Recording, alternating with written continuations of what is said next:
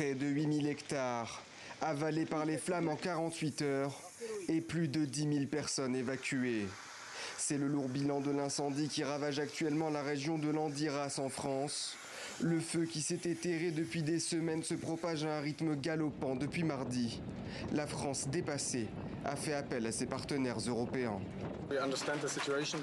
Nous comprenons la situation dans laquelle vous vous trouvez. Ça doit être très difficile d'avoir des incendies aussi importants et difficiles à combattre. Donc, lorsque les autorités françaises ont demandé de l'aide par le biais du mécanisme de protection civile de l'Union européenne, nous n'avons pas hésité une seconde. La Grèce, la Pologne, la Roumanie et l'Autriche ont également répondu présents. Ce mécanisme a pour but de lutter plus efficacement face aux incendies à l'échelle du continent, car cet été 2022 est particulièrement dévastateur pour bon nombre de nos voisins. C'est toute l'Europe qui brûle et s'assèche sous l'effet de chaleurs exceptionnelles. Le mois de juillet 2022 a été le 6e plus chaud de l'histoire du vieux continent. Comme nous l'observons en Suisse, en France, dans de nombreuses régions d'Allemagne, dans le nord de l'Italie, mais aussi dans le sud du Royaume-Uni, c'est la sécheresse. Le mois de juillet est très sec et le mois d'août continue de l'être. Le début du mois poursuit cette tendance.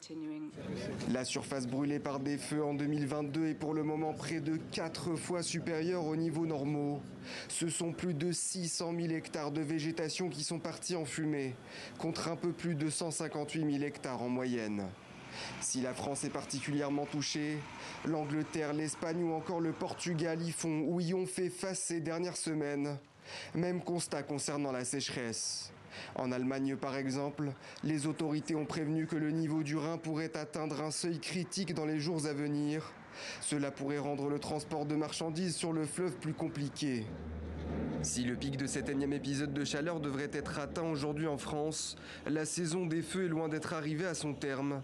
Les autorités disent s'attendre au pire dans les semaines à venir.